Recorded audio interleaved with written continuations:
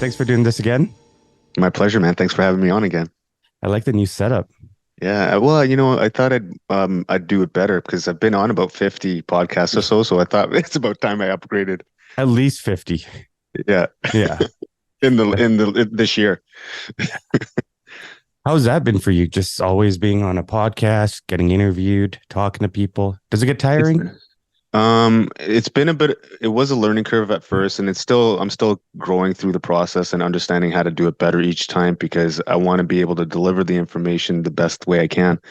Has it been tiring? Yes and no. I'm saying pretty much the same thing over and over again. Yeah. So from that perspective, it does get monotonous. But I think when I'm engaging with new people, then it isn't.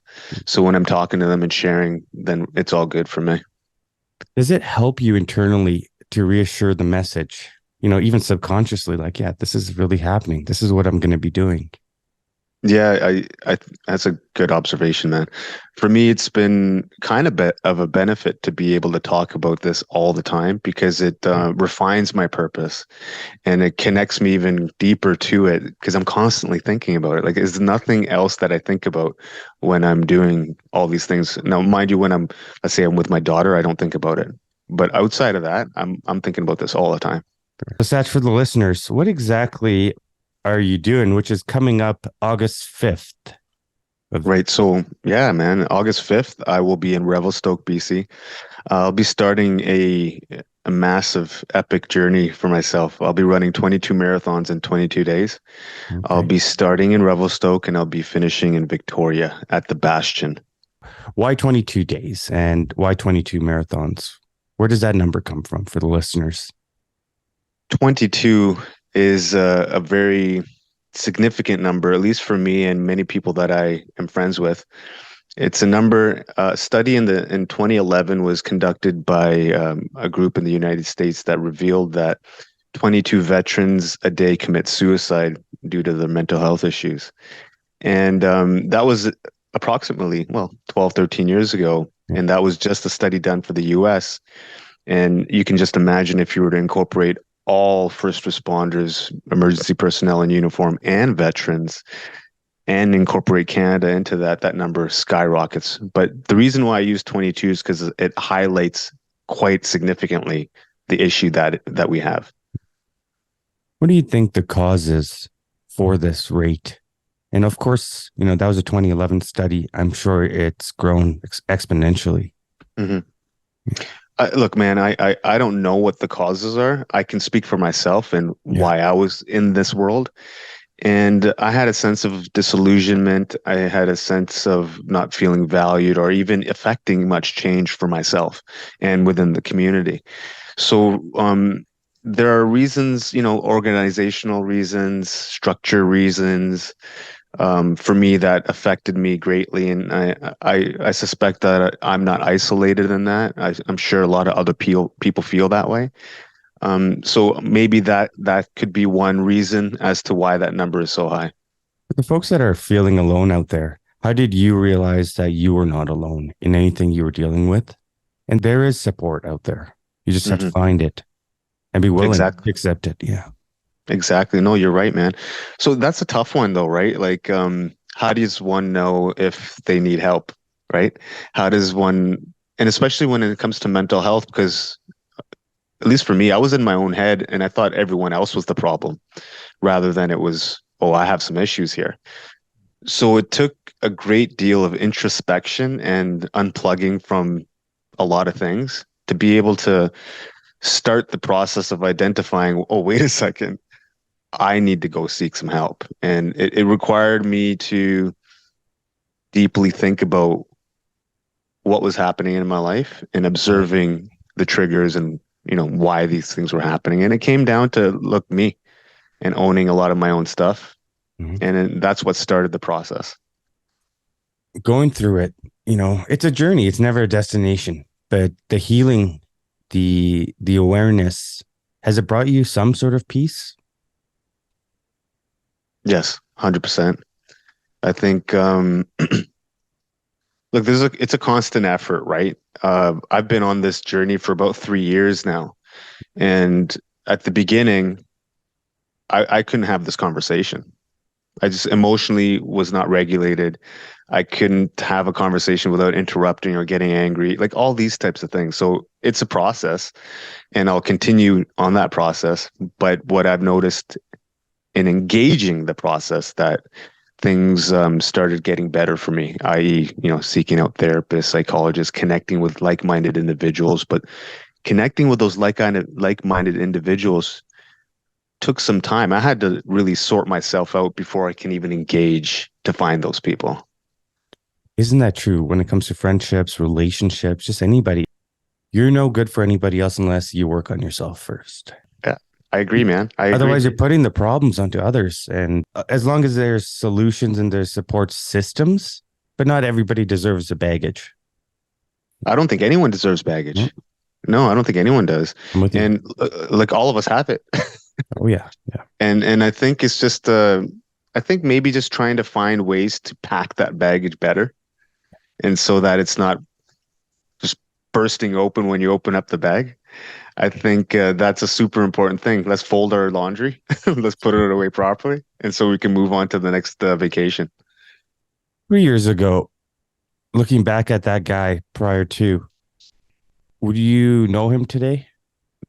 No, No. I would actually probably, man, I look at myself and I absolutely see an entirely different human being in every aspect, in every metric that you can measure. I'm absolutely different. And I think people that I was friends with or engaged with on a regular basis 3 years ago probably wouldn't recognize me either. Like physically they would, but interacting would be an entirely different scenario altogether. But doesn't that show that humans are resilient? Humans truly can change for the better, and that is the process. Like we're supposed to evolve. Hmm. So when someone says, "Hey, oh, I know you," no, you don't. You might have known XYZ of me trying to not know myself back then. But as we Hmm. evolve, you don't know me anymore. Well, I mean, you know what it is, right? People have a snapshot of an individual when they last met them, and they don't evolve with that person through that journey, right? It's just a snapshot. And it reminds me of my dad. This is kind of maybe a different sort of angle, but like, look, my dad left India when he was 19. So he's almost 80 now. Now, when he first returned to India after, he'd been away for some years, he had a snapshot of what India was. And then when he returned, he was like, what is this? It's an entirely different Wow. country. So, I mean, that happens with people too. And with, you would only hope that with people that you meet from the past after some years, that they would have grown as well. What I've noticed in my sort of process is that I've always tried to grow. And usually and typically when I meet people, um, they haven't grown to the extent that you may have, um, or to the extent that some should have. So No, it's true. Yeah. Have you gone back to India? last time I went was, oh man, what is it? I'm 40, 15 years ago, something like this. It's been a while. And I mean, I would like to go again, but at some point, maybe in the future, but more of like a vacation. Because anytime I went was more like family Family. visiting. So it's not really like really taking in the whole sort of environment and understanding the people across all levels.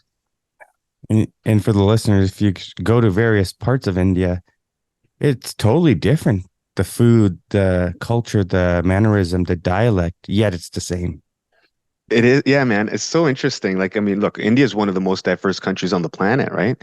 There's over 150 different actual languages spoken, not dialects, languages, Wow. eh, right? And so if you're talking about dialects, there's thousands. Yeah.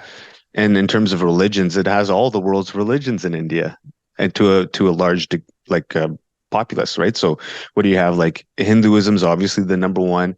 I'm a Sikh, so I grew up in a Sikh household, and Sikhs are a minority in India. There's more Christians in India than Sikhs. So it's such a diverse place. So it'd be amazing opportunity to be able to go explore that further in the future.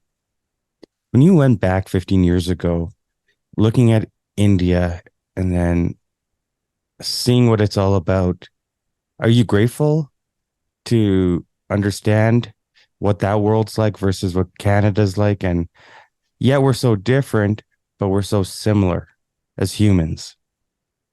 It's a good question, man. And to be honest, I haven't thought deeply on it Yeah. to be fully honest, because I've I don't reflect on sorry, I haven't reflected on many parts of my life, only certain parts of my life.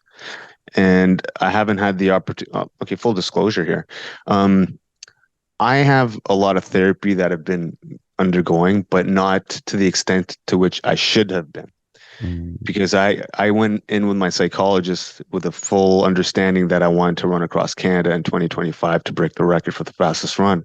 yeah. So we came up with a strategy on how to properly address some of my own issues, and through consultation with her, we decided to not fully dive into all the things, but kind of do it slowly so I can continue on the path that I'm on. Because if I hadn't, I probably would still be exploring those things and figuring them out and understanding them. So we've been doing it kind of piece by piece. When we look at that piece by piece, I've opened up cans metaphorically that I should have been gentle with, not just fully open that and try and deal with it. Mhm. Doesn't work like that, does it? It takes time. It does, man. It takes time and iterations. That's the term my psychologist was using with me.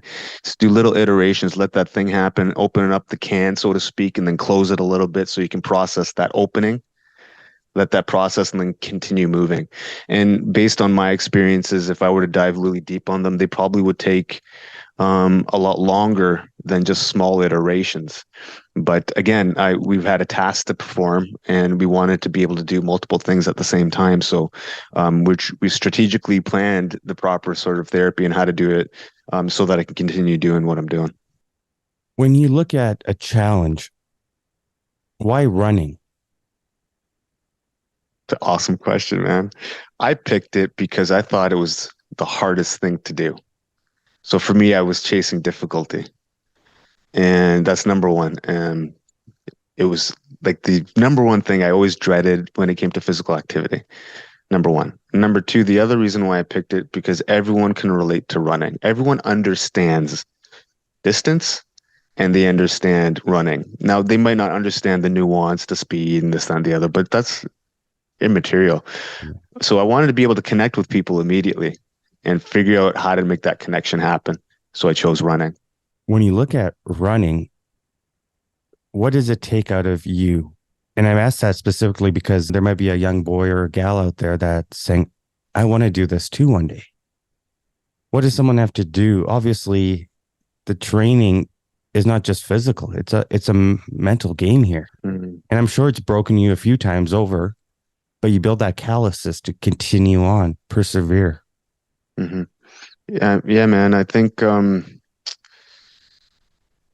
that's a good question. I don't even like it's been a hard journey, man. It's been a hard path to do this running and do it because I'm starting from ground zero, right? I wasn't a runner. So starting from the very, very beginning. So for your listeners, I wasn't a marathoner or even a 10K guy or any of that.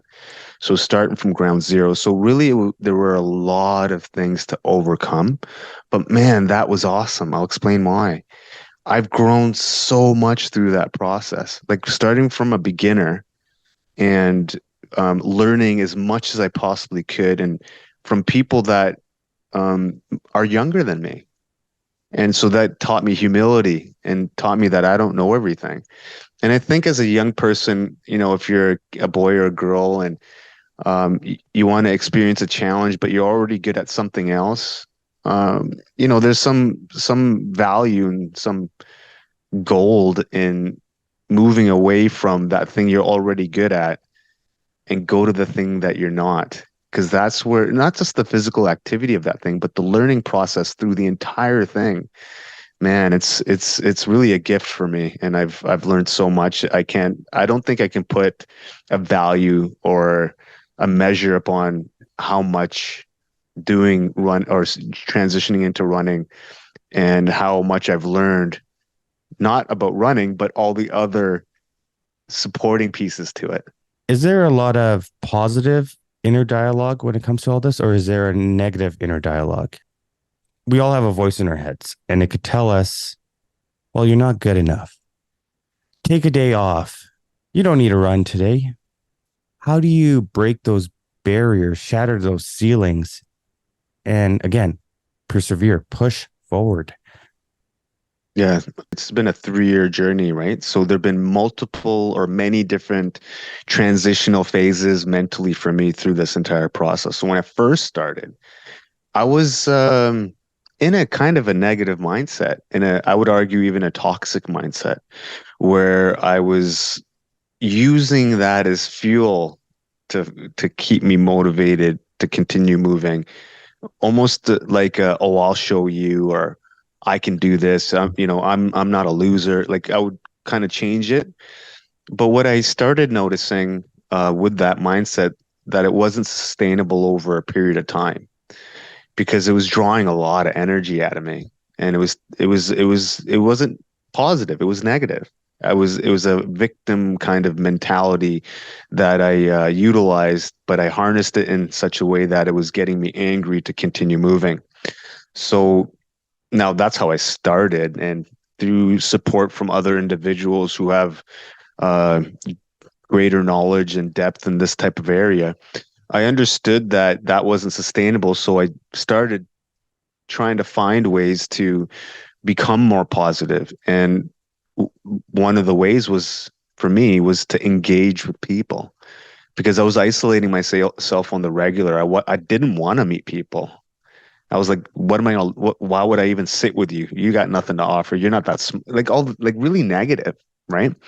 And for me, it was massive to start the process of becoming less negative by meeting other people, even people that I thought I would never want to even sit with, because there was value in that for me too. And over that process of 2 or 3 years of engaging with various different people from different walks of life, from different experiences and different socio class, all the things.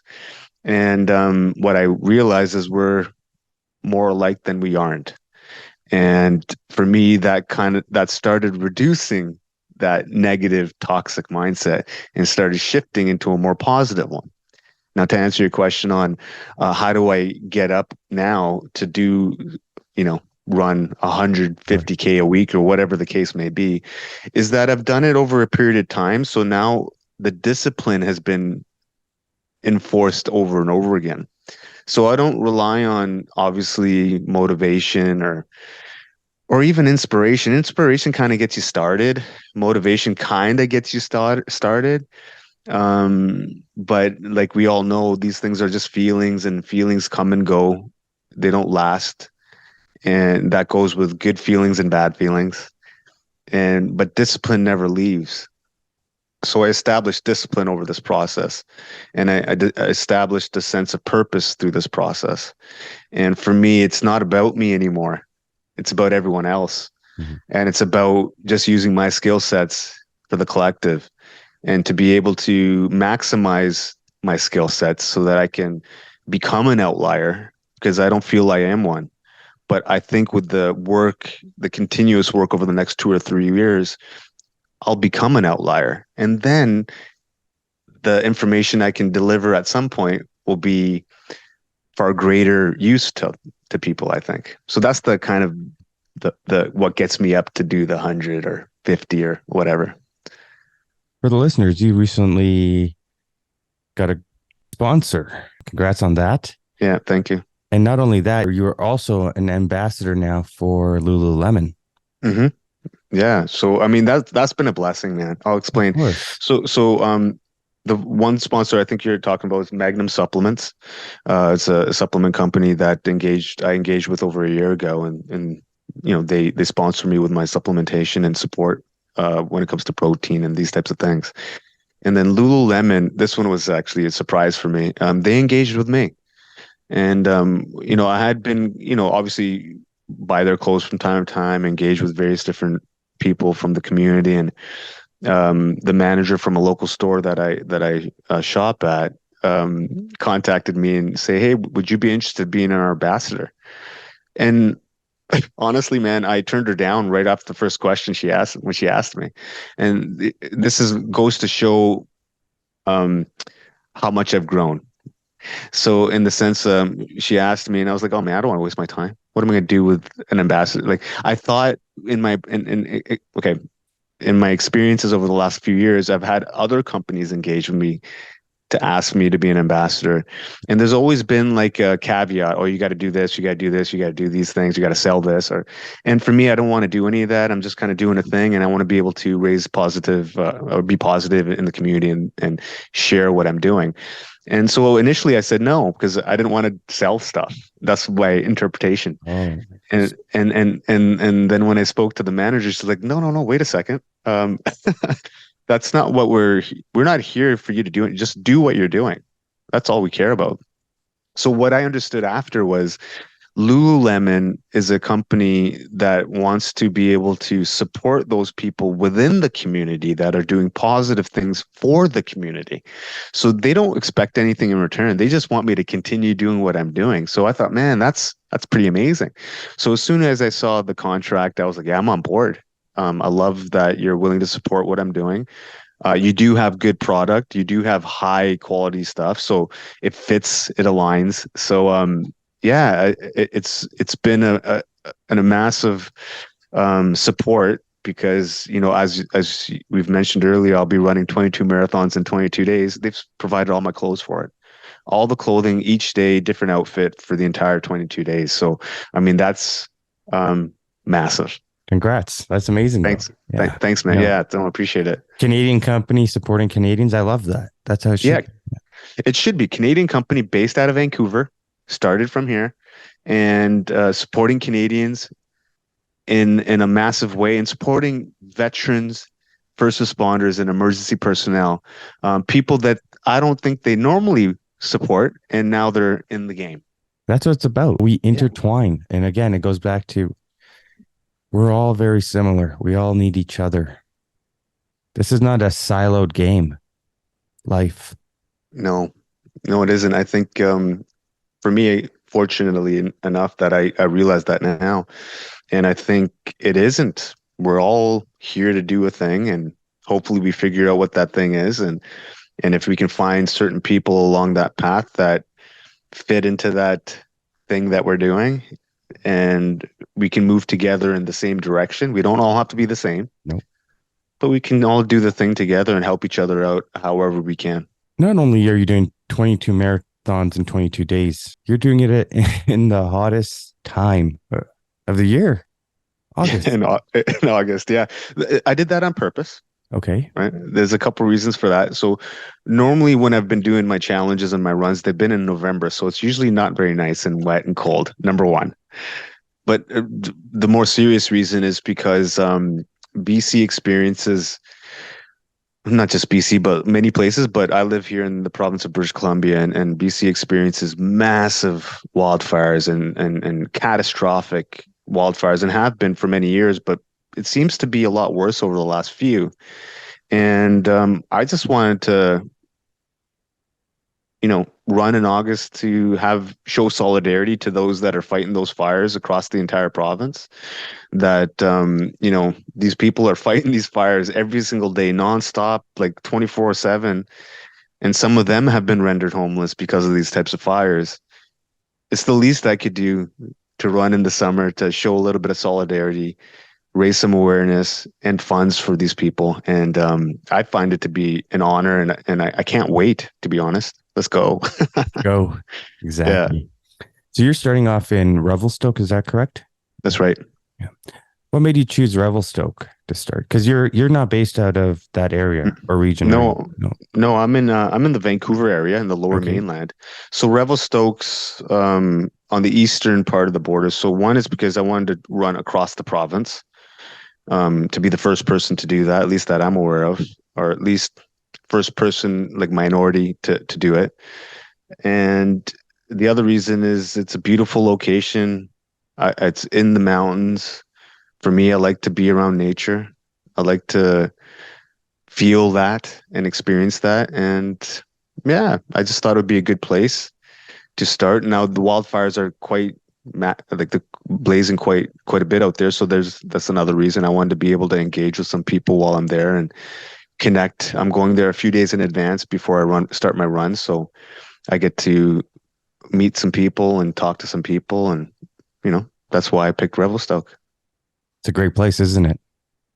To be honest, it'll be my first time, so I can't wait. Oh, it's fun. Revelstoke is great. I love it Yeah, there. The people there, awesome. the vibe. Yeah. Oh, yeah.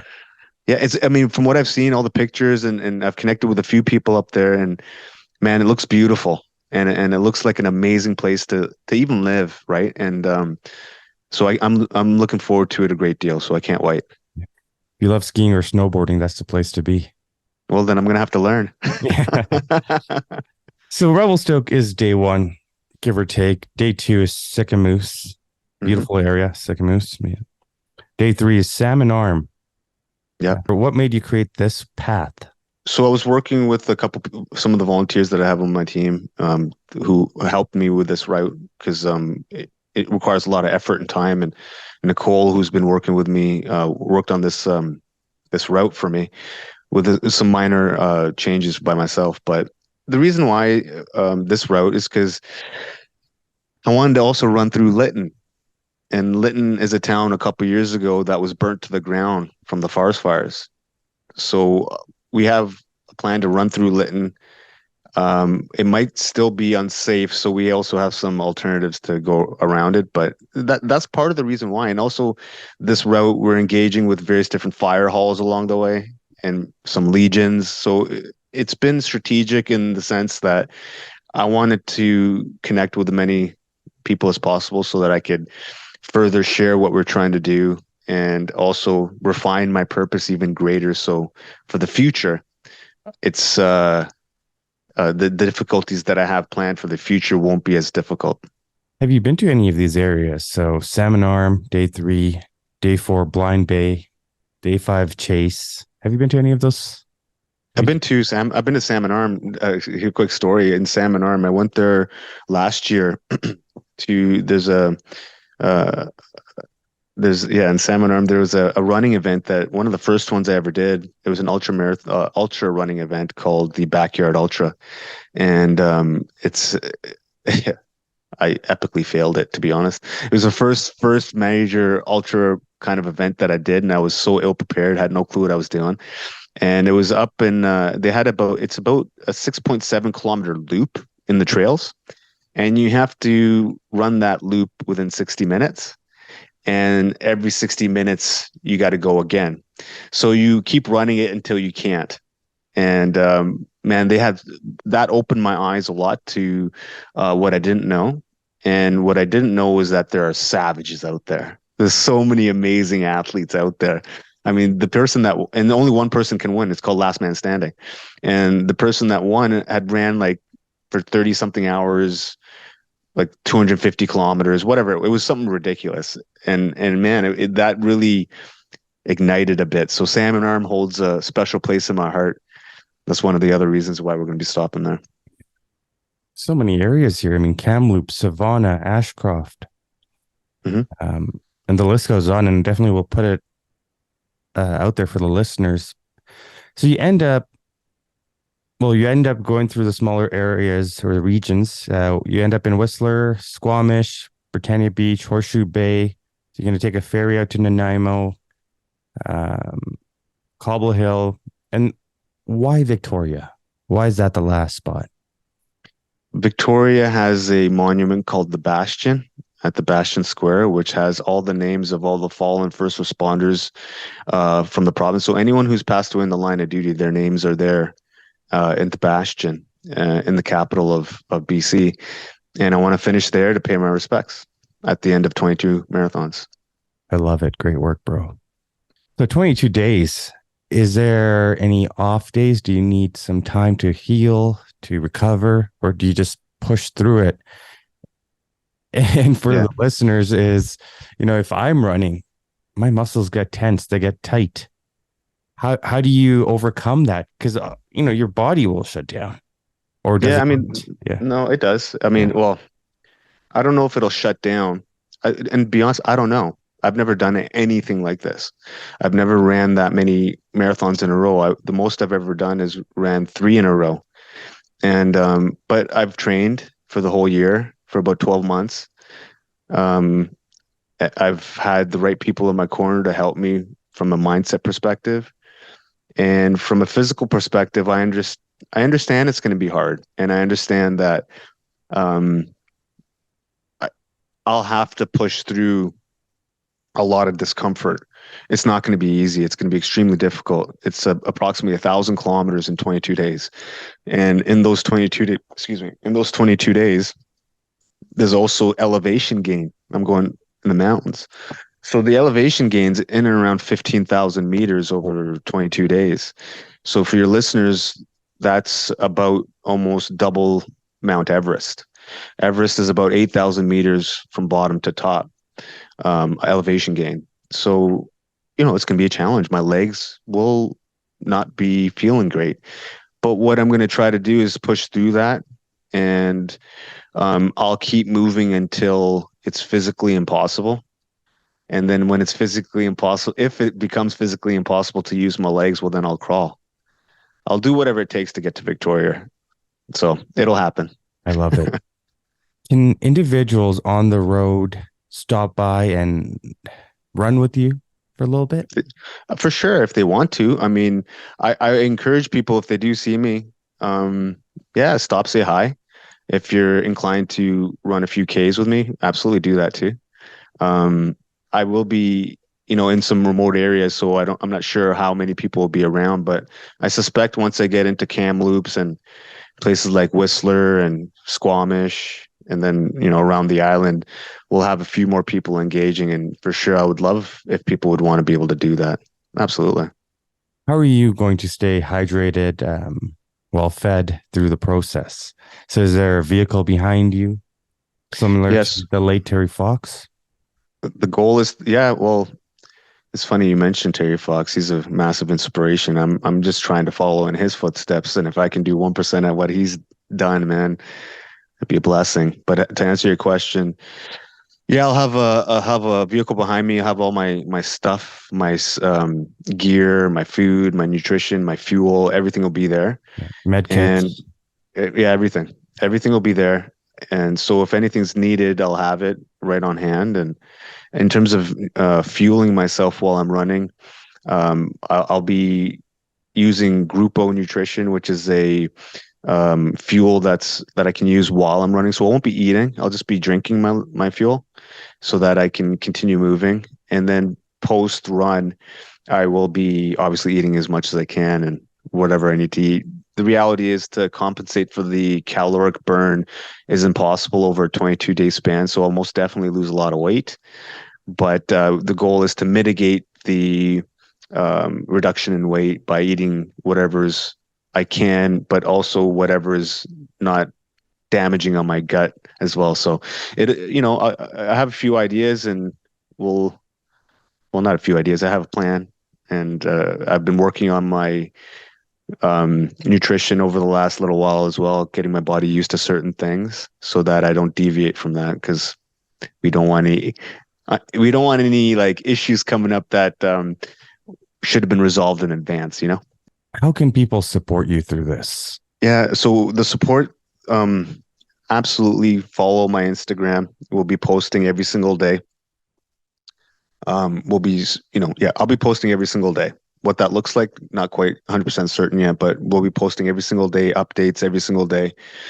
Support through YouTube as well. So, I have YouTube of all my platforms. So Yeah. anyone wants to support for all those platforms, as well as donate, please donate because I'll be running these marathons not for myself but for other people and to raise awareness for those people that are struggling right now, that are struggling as we speak, that are putting out fires right now, that are sacrificing their own lives to do something amazing for other people.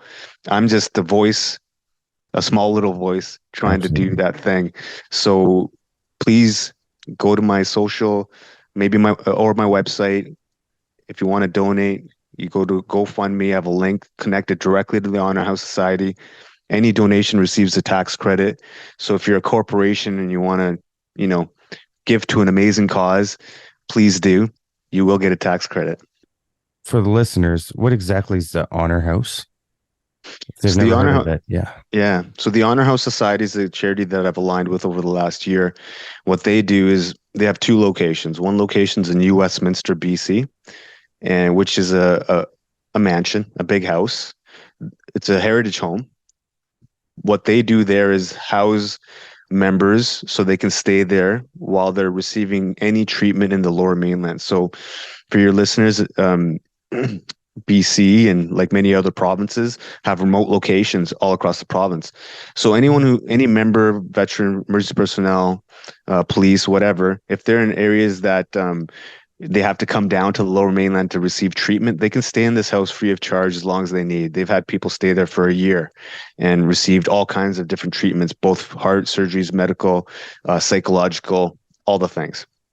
And they don't have, when they do come down to the New Westminster, or the Lower Mainland area, they don't have to come alone. So they can also stay with their families. So their families don't have to be apart from them. And so that's one way that Honor House is doing amazing work. The other piece is that they have another location in Ashcroft, BC. And Ashcroft, BC is they bought a ranch on 120 acres. And this location has 10 cabins, and it's right in the mountains. And what this place is used for is to help members come there to decompress from any occupational stress injuries or PTSD, receive cutting edge treatment, equine therapy, all the bells and whistles. The money that I'm trying to generate will be going directly to supplement and complete the building of some of the cabins and continue supporting what they do there. They're doing amazing work. And they only really have one employee. So a lot of the money that's coming in is going directly to the people that need it. Right. So I've pulled it up here, Sach. Mm. This is that's that. Yeah. Wow. That's on a ranch. Man, it's beautiful. I'm going there tomorrow, actually. Are you? Okay. I'm heading out there tomorrow to do some filming and to also push out some content for them, talking about the cabins, talking about what they do there, speaking to some of the members there, some of the volunteers, some of the veterans that are there. It's a beautiful place, man, and what they're doing there is helping people, and really anyone can go there if they need to, that are veterans, first responders, or emergency personnel. And for your listeners, who are those people? That's paramedics, firefighters, police, CBSA, corrections, like any peace officer that fits the bill can receive treatment there. And this is just the beginning, right?